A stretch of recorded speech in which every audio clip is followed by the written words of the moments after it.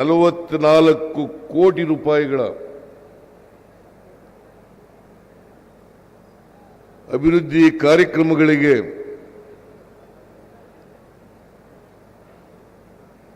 ಶಂಕುಸ್ಥಾಪನೆ ಉದ್ಘಾಟನೆಯನ್ನು ಮಾಡಿದ್ದೇವೆ. ಎಲ್ಲ ಕಾರ್ಯಕ್ರಮಗಳ ಉದ್ಘಾಟನೆಯನ್ನು ನಾವೆಲ್ಲರೂ ಕೂಡ ಅತ್ಯಂತ ಸಂತೋಷದಿಂದ ನೆರವೇರಿಸಿದ್ದೇವೆ.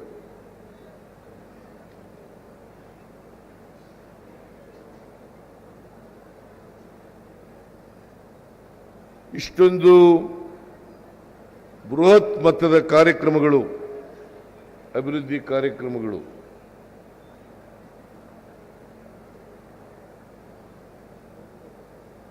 ಇದು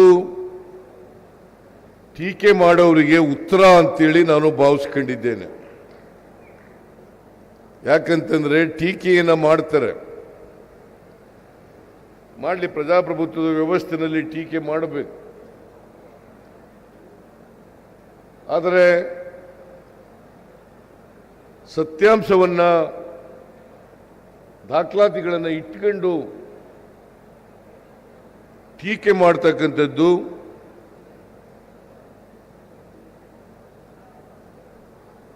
ಪ್ರಜಾಪ್ರಭುತ್ವದ ಹಿತದೃಷ್ಟಿಯಿಂದ ಆರೋಗ್ಯಕರ ಅಂತಕ್ಕಂಥ ಮಾತುಗಳನ್ನು ಹೇಳಲಿಕ್ಕೆ ಬಯಸ್ತಾ ಇದ್ದೇನೆ. ನಾನು ಮೊನ್ನೆ 16/2/2024 2024-25ನೇ ವರ್ಷದ ಕರ್ನಾಟಕದ ಆಯವ್ಯಯವನ್ನು ಮಂಡಿಸಿದ್ದೇನೆ. ಸುಮಾರು 3,71,383 ಕೋಟಿ ರೂಪಾಯಿಗಳ ದೊಡ್ಡ ಗಾತ್ರದ ಆಯವ್ಯಯವನ್ನು ಮಂಡಿಸಿದ್ದೇನೆ.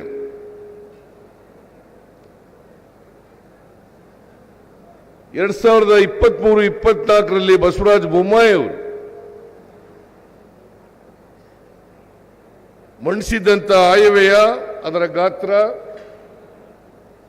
3,09,000 ಕೋಟಿ ರೂಪಾಯಿ. ನಾನು ಮಂಡಿಸಿರ್ತಕ್ಕಂಥದ್ದು 3,71,383 ಕೋಟಿ.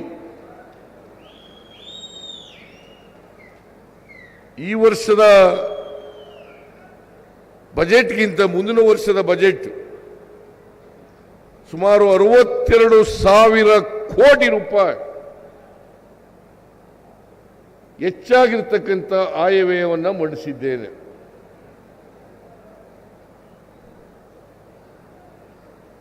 ಯಾಕಂತಂದ್ರೆ ಟೀಕೆ ಮಾಡ್ತಾ ಇರ್ತಕ್ಕಂಥವ್ರು ವಸ್ತುಸ್ಥಿತಿಯನ್ನು ಅರ್ಥ ಮಾಡ್ಕೊಂಡು ಟೀಕೆ ಮಾಡಬೇಕು.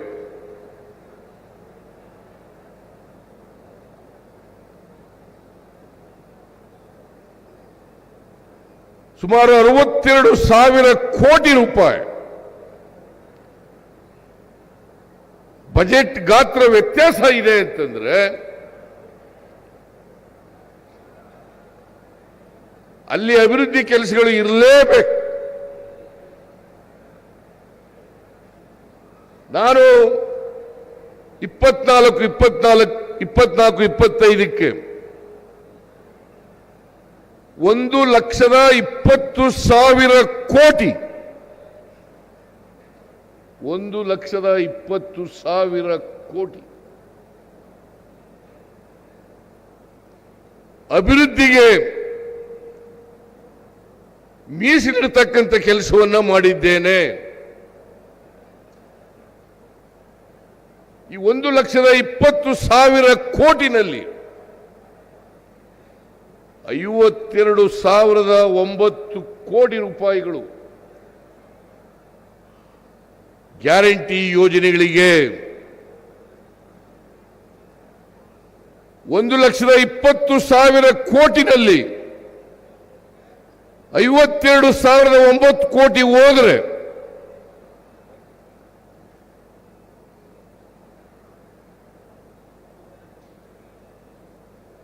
ಇನ್ನು 69 ಕೋಟಿಗಳು 68 ಕೋಟಿಗಳು 68 ಸಾವಿರ ಕೋಟಿಗಳು 68 ಸಾವಿರ ಕೋಟಿಗಳು ವಿವಿಧ ಅಭಿವೃದ್ಧಿಗಳಿಗೆ ಇಟ್ಟಿರ್ತಕ್ಕಂಥ ಹಣ.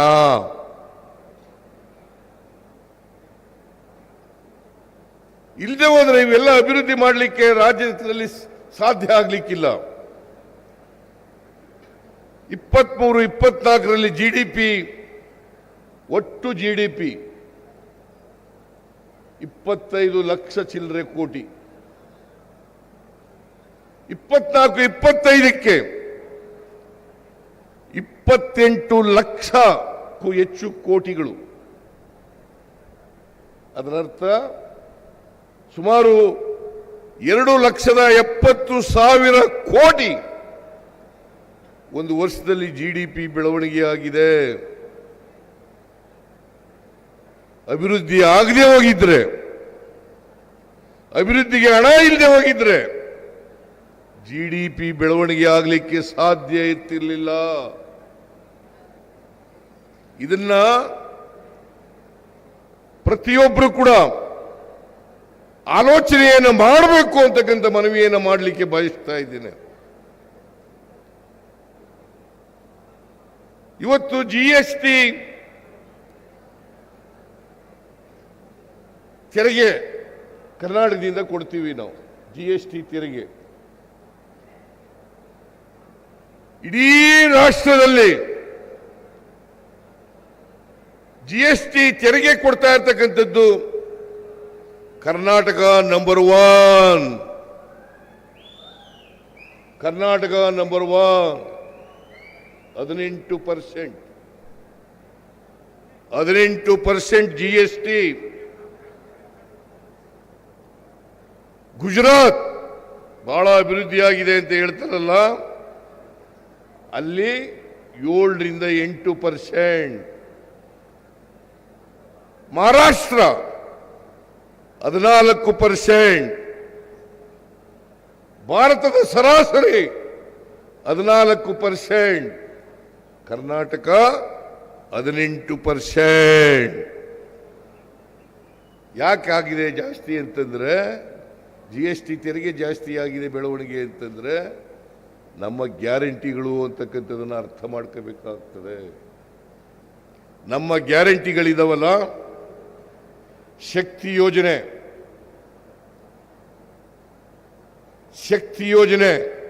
ಇಲ್ಲೆಲ್ಲ ಮಹಿಳೆಯರಿದ್ದಾರೆ, ಹೆಣ್ಮಕ್ಳು. ಆ ಎಲ್ಲ ಹೆಣ್ಮಕ್ಳು ಕೂಡ ಉಚಿತವಾಗಿ ಸರ್ಕಾರಿ ಬಸ್ಗಳಲ್ಲಿ ಪ್ರಯಾಣ ಮಾಡಬಹುದು.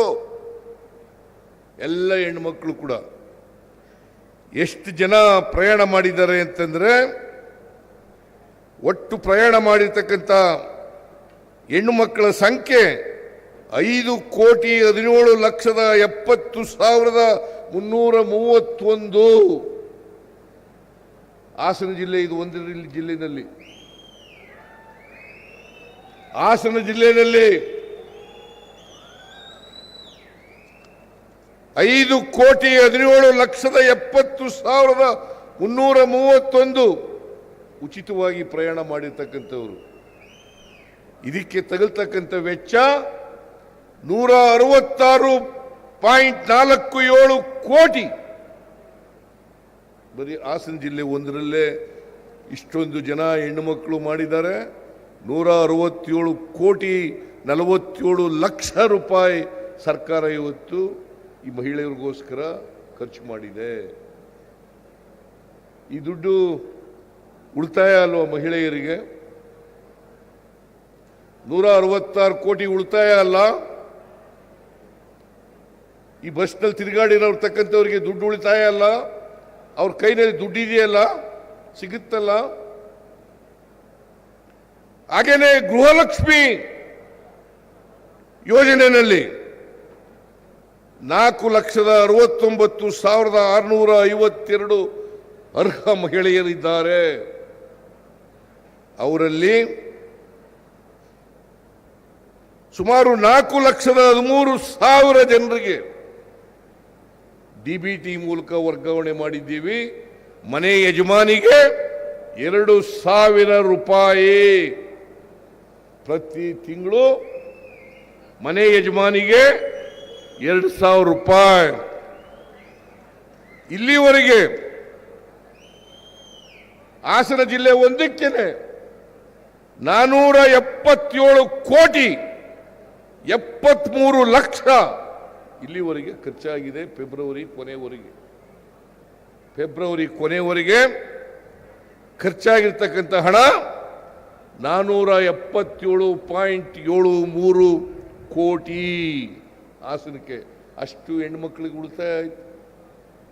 477 ಕೋಟಿ ಉಳಿತಾಯ ಆಯ್ತು. ಗೃಹ ಜ್ಯೋತಿ ಇಲ್ಲಿ 5,10,882 ಕೋಟಿ ಅರ್ಹ ಫಲಾನುಭವಿಗಳಿದ್ದಾರೆ. ಇವರಲ್ಲಿ ಫೆಬ್ರವರಿ ಅಂತ್ಯಕ್ಕೆ 5,09,984 ಫಲಾನುಭವಿಗಳಿಗೆ ಅವರು ನೋಂದಾಯಿಸಿದ್ದು 89 ಕೋಟಿ 10 ಲಕ್ಷ ರೂಪಾಯಿಗಳು ಅವರಿಗೆ ಉಳಿತಾಯ ಆಗಿದೆ. 89 ಕೋಟಿ 10 ಲಕ್ಷ. ಇದು ಬರೀ ಹಾಸನ ಮಾತ್ರ ಹೇಳ್ತಾ ಇರೋದು ನಾನು, ಹಾಸನದ ಮಾತ್ರ. ಆಮೇಲೆ ಅನ್ನಭಾಗ್ಯ ಜಿಲ್ಲೆನಲ್ಲಿ 4,32,294 ಜನ ಇದ್ದಾರೆ ಕುಟುಂಬಗಳು. ಅವರಲ್ಲಿ 4,26,776 ಫಲಾನುಭವಿಗಳು ನೋಂದಾಯಿಸಿದ್ದು 98.2%. ಒಟ್ಟು ಅವರಿಗೆ ಸಿಕ್ಕಿರ್ತಕ್ಕಂಥದ್ದು ಖರ್ಚಾಗಿರ್ತಕ್ಕಂಥ ಹಣ 135 ಕೋಟಿ 33 ಲಕ್ಷ. 135 ಕೋಟಿ 33 ಲಕ್ಷ. ಆಮೇಲೆ ಯುವ ನಿಧಿ 5,452 ಜನ ಅನ್ಎಂಪ್ಲಾಯ್ಡ್ ಗ್ರಾಜ್ಯುಯೇಟ್ಸ್, ಅಂದರೆ 22-23 ಪಾಸ್ ಮಾಡಿರ್ತಕ್ಕಂಥವ್ರು 5,452. ಇಲ್ಲಿವರೆಗೆ 70% ಆಗಿ 790 ಫಲಾನುಭವಿಗಳಿಗೆ, ಡಿಗ್ರಿ ಹೋಲ್ಡರ್ಸ್ಗೆ 3,000 ರೂಪಾಯಿ, ಡಿಪ್ಲೊಮಾ ಹೋಲ್ಡರ್ಸ್ಗೆ 1,500 ರೂಪಾಯಿ ಅವರಿಗೆ ಹಣ ವರ್ಗಾವಣೆ ಮಾಡಿದ್ದೇವೆ. ಈ ದುಡ್ಡು ಖರ್ಚು ಮಾಡತಕ್ಕಂಥ ಕೈಗಳಿಗೆ ಸಿಕ್ಕಿದ್ರಿಂದ ಹೆಚ್ಚು ಆರ್ಥಿಕ ಚಟುವಟಿಕೆಗಳು ಜಾಸ್ತಿಯಾಗಿ ನಮ್ಮ GST ಬೆಳವಣಿಗೆ ಆಗಲಿಕ್ಕೆ ಸಾಧ್ಯ ಆಗಿದೆ. GST ಇವತ್ತು ಇಡೀ ದೇಶದಲ್ಲಿ 18% ಆಗಿದ್ರೆ ಈ ಗ್ಯಾರಂಟಿಗಳು ಕಾರಣ ಅಂತಕ್ಕಂಥದ್ದನ್ನು ಮರೀಲಿಕ್ಕೆ ಸಾಧ್ಯ ಇಲ್ಲ. ಅದಕ್ಕೆ ಧರ್ಮಸ್ಥಳದ ಹೆಗ್ಡೆ ಅವರು ಪತ್ರ ಬರೆದಿದ್ರು ನನಗೆ. ಏನಂತ ಪತ್ರ ಬರೆದಿದ್ರು ಅಂತಂದ್ರೆ, ನೀವು ಶಕ್ತಿ ಯೋಜನೆಯನ್ನು ಮಾಡಿದ ಮೇಲೆ ಧರ್ಮಸ್ಥಳದ ದೇವಸ್ಥಾನ ಅದರ ಆದಾಯ ಜಾಸ್ತಿ ಆಗಿದೆ, ಭಕ್ತಾದಿಗಳ ಸಂಖ್ಯೆ ಜಾಸ್ತಿ ಆಗಿದೆ, ನೀವು ಒಳ್ಳೆ ಕಾರ್ಯಕ್ರಮ ಮಾಡಿದ್ದೀರಿ ಅಂತೇಳಿ ಪತ್ರ ಬರೆದಿರೋದು. ಬರೀ ಬಾಯಿ ಮಾತಲ್ಲ, ಧರ್ಮಸ್ಥಳದ ಹೆಗ್ಡೆಯವರು ಮಗ್ಗೆ ಹೆಗ್ಡೆಯವರು ಬರೆದಿರ್ತಕ್ಕಂಥದ್ದು, ಪತ್ರದ ಮೂಲಕ ಬರೆದಿರ್ತಕ್ಕಂಥದ್ದು. ಇದನ್ನು ನೀವೆಲ್ಲರೂ ಕೂಡ ಅರ್ಥ ಮಾಡ್ಕೋಬೇಕಾಗ್ತದೆ.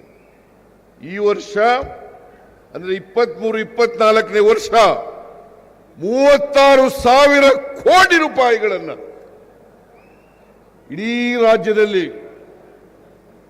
ಎಲ್ಲ ಫಲಾನುಭವಿಗಳಿಗೆ 36,000 ಕೋಟಿ ರೂಪಾಯಿಗಳನ್ನು ಖರ್ಚು ಮಾಡ್ತಾ ಇದ್ದೀವಿ. 36,000 ಕೋಟಿ. ಮುಂದಿನ ವರ್ಷಕ್ಕೆ ಬಜೆಟ್ನಲ್ಲಿ ಇಟ್ಟಿದ್ದೇನೆ ನಾನು 52,009 ಕೋಟಿ. ಅದು ಇನ್ನೂ ಜಾಸ್ತಿ ಆಗ್ಬಹುದು, ಅಂದಾಜು ಮಾಡಿದ್ದೀವಿ 52,000 ಕೋಟಿ ಆಗ್ಬೋದು ಅಂತೇಳಿ. ನನ್ನ ಪ್ರಕಾರ ಅದು 56,000 ಕೋಟಿ ರೂಪಾಯಿ ಆಗುತ್ತೆ. 56,000 ಕೋಟಿ ರೂಪಾಯಿ ಆಗುತ್ತೆ. ಇಷ್ಟು ಹಣ ಚಲಾವಣೆ ಆಗುತ್ತೆ. ಮಾರುಕಟ್ಟೆಯಲ್ಲಿ ಚಲಾವಣೆ ಆಗುತ್ತೆ, ಕೊಂಡ್ಕೊಳ್ತಾರೆ, ಹೋಟ್ಲಿಗೆ ಹೋಗ್ತಾರೆ, ಪ್ರೇಕ್ಷಣೀಯ ಸ್ಥಳಗಳಿಗೆ ಹೋಗ್ತಾರೆ, ಟೂರಿಸಂ ಪ್ಲೇಸ್ಗಳಿಗೆ ಹೋಗ್ತಾರೆ, ದೇವಸ್ಥಾನಗಳಿಗೆ ಹೋಗ್ತಾರೆ, ಅವ್ರ ನೆಂಟರ ಮನೆಗಳಿಗೆ ಹೋಗ್ತಾರೆ, ತಾಯಿ ಮನೆಗಳಿಗೆ ಹೋಗ್ತಾರೆ, ಸ್ನೇಹಿತರ ಮನೆಗಳಿಗೆ ಹೋಗ್ತಾರೆ. ಹಾಗಾಗಿ ಇವತ್ತು ಅನ್ನಭಾಗ್ಯ, ಗೃಹಲಕ್ಷ್ಮಿ, ಗೃಹಜ್ಯೋತಿ, ಶಕ್ತಿ ಯೋಜನೆ, ಯುವ ನಿಧಿ ಎಲ್ಲ ಕಾರ್ಯಕ್ರಮಗಳು ಕೂಡ ಆರ್ಥಿಕ ಚಟುವಟಿಕೆಗಳು ಹೆಚ್ಚಾಗ್ತಕ್ಕಂಥ ಕೆಲಸವನ್ನು ಮಾಡುತ್ತೇವೆ. ಇದು ಈ ರಾಜ್ಯದ ಮಹಿಳೆಯರು 50% ಇದ್ದಾರೆ. 100ಕ್ಕೆ 50% ಮಹಿಳೆಯರು. ಆ 50% ಮಹಿಳೆಯರು ಅವರಿಗೆ ಆರ್ಥಿಕವಾಗಿ, ಸಾಮಾಜಿಕವಾಗಿ ಶಕ್ತಿ ತುಂಬತಕ್ಕಂಥ ಕೆಲಸವನ್ನು ಮಾಡ್ತಾ ಇದ್ದೀವಿ. ಅದರಲ್ಲಿ ಬಡವರಿದ್ದಾರೆ, ರೈತರಿದ್ದಾರೆ, ಕಾರ್ಮಿಕರಿದ್ದಾರೆ, ಅಲ್ಪಸಂಖ್ಯಾತರಿದ್ದಾರೆ, ಹಿಂದುಳಿದವರಿದ್ದಾರೆ, ಎಲ್ಲ ವರ್ಗದ ಜನರು ಇದ್ದಾರೆ, ಎಲ್ಲ ಧರ್ಮದ, ಎಲ್ಲ ಜಾತಿಯ. JDSನವರು ಇದ್ದಾರೆ, ಬಿಜೆಪಿಯವರು ಇದ್ದಾರೆ. ಇದರಲ್ಲಿ ಯಾವುದೇ ಪಕ್ಷ ಭೇದ ಆಗ್ತಕ್ಕಂಥದ್ದಾಗಲಿ ಅಥವಾ ಧರ್ಮ ಭೇದ ಆಗ್ತಕ್ಕಂಥದ್ದಾಗಲಿ ಜಾತಿ ಭೇದ ಮಾಡ್ತಕ್ಕಂಥದ್ದಾಗಲಿ ಮಾಡಿಲ್ಲ. ಎಲ್ಲ ಜಾತಿಯ ಬಡವರು, ಎಲ್ಲ ಧರ್ಮದ ಬಡವರು ಅವರೆಲ್ಲರಿಗೂ ಕೂಡ ನಾವು ಇವತ್ತು ಸಹಾಯ ಮಾಡ್ತಕ್ಕಂಥ ಕೆಲಸವನ್ನು ಮಾಡಿದ್ದೇವೆ. ಎಲ್ಲ ಬಡವರು, ದಲಿತರು, ಅವರು ಆರ್ಥಿಕ ಸಾಮಾಜಿಕ ಶಕ್ತಿಯವರು ಬರದೇ ಹೋದರೆ ನಮ್ಮ ದೇಶಕ್ಕೆ ಸ್ವಾತಂತ್ರ್ಯ ಬಂದದಕ್ಕೆ ಸಾರ್ಥಕ ಆಗಲ್ಲ. ಅದಕ್ಕೆ ಬಾಬಾ ಸಾಹೇಬ್ ಅಂಬೇಡ್ಕರ್ ಅವರು ಹೇಳಿರೋದು, ರಾಜಕೀಯ ಪ್ರಜಾಪ್ರಭುತ್ವ, ಸಾಮಾಜಿಕ ಆರ್ಥಿಕ ಪ್ರಜಾಪ್ರಭುತ್ವದ ತಳಹದಿಯ ಮೇಲೆ ನಿಂತಾಗ ಮಾತ್ರ ಸ್ವಾತಂತ್ರ್ಯ ಬಂದದ್ದು ಸಾರ್ಥಕ ಆಗ್ತದೆ, ಅಲ್ಲದೇವರಿಗೆ ಸಾರ್ಥಕ ಆಗಲ್ಲ ಅಂತಕ್ಕಂಥ ಮಾತುಗಳನ್ನು ಬಾಬಾ ಸಾಹೇಬ್ ಅಂಬೇಡ್ಕರ್ ಅವರು ಹೇಳಿರ್ತಕ್ಕಂಥದ್ದು.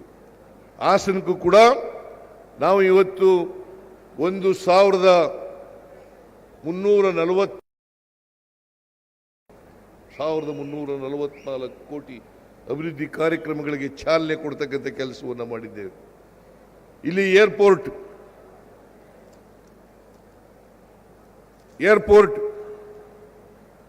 ಸುಮಾರು 195 ಕೋಟಿ ರೂಪಾಯಿ ಅಂದಾಜು.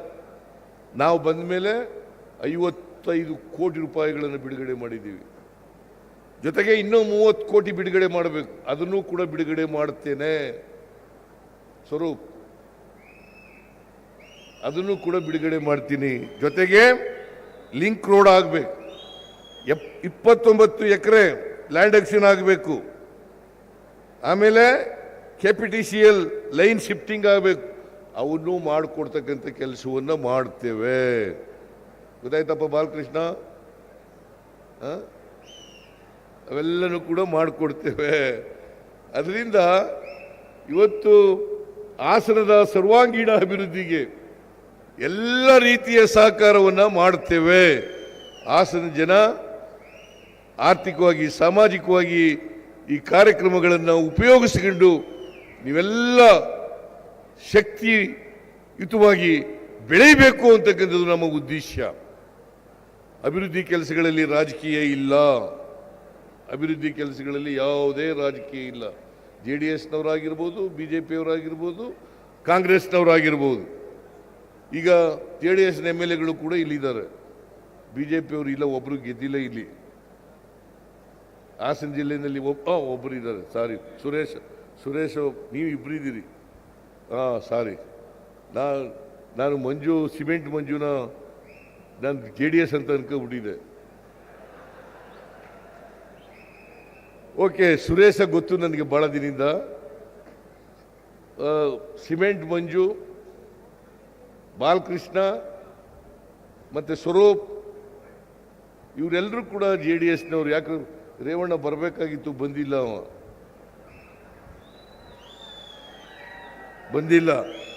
ನನಗೆ ಮಾಧ್ಯಮದವರು ಪ್ರಶ್ನೆ ಕೇಳಿದ್ರು, ಇವೆಲ್ಲ ಅಭಿವೃದ್ಧಿ ಕೆಲಸಗಳಿಗೂ ಹಿಂದೆ ಆಗಿದ್ವಂತೆ ಸಾರ್, ಅವಕ್ಕೆ ಚಾಲನೆ ಕೊಡ್ತಾ ಇದ್ದೀರಿ ನೀವು ಅಂತ. ನಾವು ಮಂಜೂರು ಮಾಡಿದಂಥ ಕೆಲಸಗಳಿಗೆ ನೀವು ಚಾಲನೆ ಕೊಟ್ಟಿದ್ದೀರಿ. ನೀವೇನು ಸರ್ಕಾರದಲ್ಲಿ ಇರಲಿಲ್ಲ, ನೀವು ಚಾಲನೆ ಕೊಟ್ಟಿದ್ದಂಥ ಕೆಲಸಗಳಿಗೆ ಅಥವಾ BJPಯವರು ಚಾಲನೆ ಕೊಟ್ಟಿದ್ದಂಥ ಕೆಲಸಗಳು ನಾವು ಉದ್ಘಾಟನೆ ಮಾಡ್ತೀವಿ. ನಾವು ಮಾಡಿದ್ದು ನೀವು ಮಾಡಲಿಲ್ವಾ? ಇಟ್ ಇಸ್ ಎ ಕಂಟಿನ್ಯೂಯಸ್ ಸರ್ಕಾರ ಅಂತಂದರೆ ಕಂಟಿನ್ಯೂಯಸ್ ಎಸ್ಟಾಬ್ಲಿಷ್ಮೆಂಟ್ ಅಲ್ವಾ? ಅದರಿಂದ ಈಗ ಏರ್ಪೋರ್ಟಿಗೆ 195 ಕೋಟಿ, 55 ಕೋಟಿ ಮತ್ತೆ 30 ಕೋಟಿ ಕೊಡ್ತೀನಲ್ಲ, ಅದು ಯಾರು ಕೊಡೋದು? ಅದನ್ನು ನಾನೇ ಎಲ್ಲ ಕೊಡೋದು? ನಮ್ಮ ಸರ್ಕಾರನೆಲ್ಲ ಕೊಡೋದು? ಜನಗಳ ತೆರಿಗೆ ಹಣ, ನಿಮ್ಮ ಹಣನ ನಿಮಗೆ ಕೊಡೋದು. ಇದನ್ನು ಕೇಳಿದ್ರೆ ಕೋಪ BJPಯವರಿಗೆ. ತೆರಿಗೆ ಹಣ ಕೊಡ್ರಿ ನಮಗೆ, ನಮ್ಮ ತೆರಿಗೆ ನಮ್ಮ ಹಕ್ಕು ಅಂತಂದ್ರೆ ಕೋಪ ಅವ್ರಿಗೆ. ಏನು ಅವ್ರದ, ನರೇಂದ್ರ ಮೋದಿ ಅವ್ರದ ತೆರಿಗೆ ಹಣ ಅಂತಂದ್ರೆ? ನನ್ನ ಹಣ ಅಲ್ಲ, ನಮ್ಮ ಅಪ್ಪನ ಹಣ ಅಲ್ಲ, ನರೇಂದ್ರ ಮೋದಿಯವರ ಹಣ ಅಲ್ಲ. ಜನರು ಕೊಡ್ತಕ್ಕಂಥ ತೆರಿಗೆ, ನೀವು ಕೊಡ್ತಕ್ಕಂಥ ತೆರಿಗೆಯನ್ನು ನಿಮಗೆ ಹಂಚೋದು. ಕೆರೆಯ ನೀರನ್ನು ಕೆರೆಗೆ ಚೆಲ್ಲು.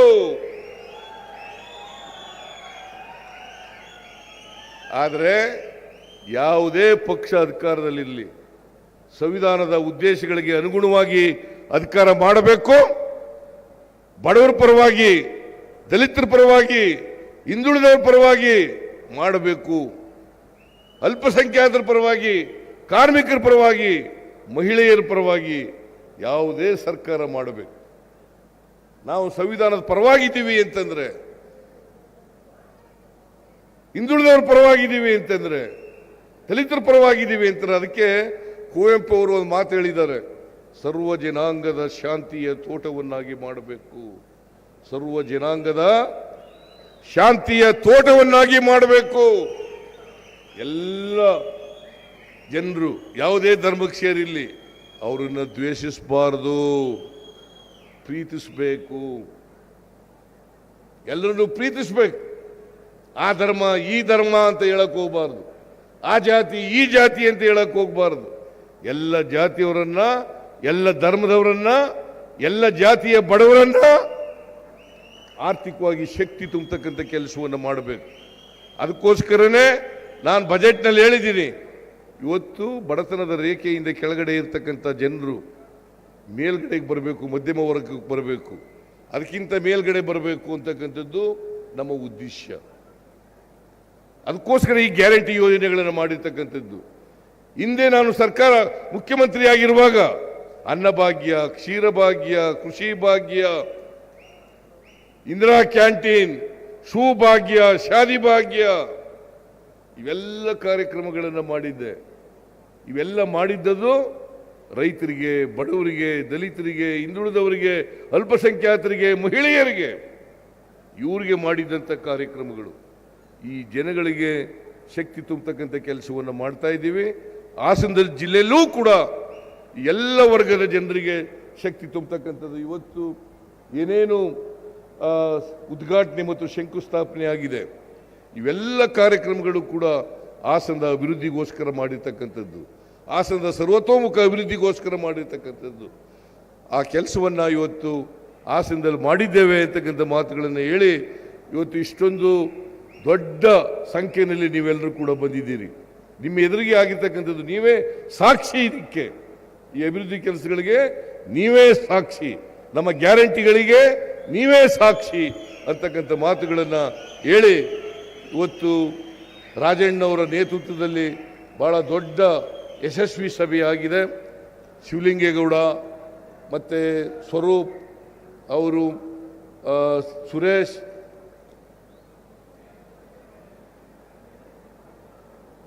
ಮಂಜು, ಸಿಮೆಂಟ್ ಮಂಜು, ಬಾಲಕೃಷ್ಣ, ಇವರೆಲ್ಲರೂ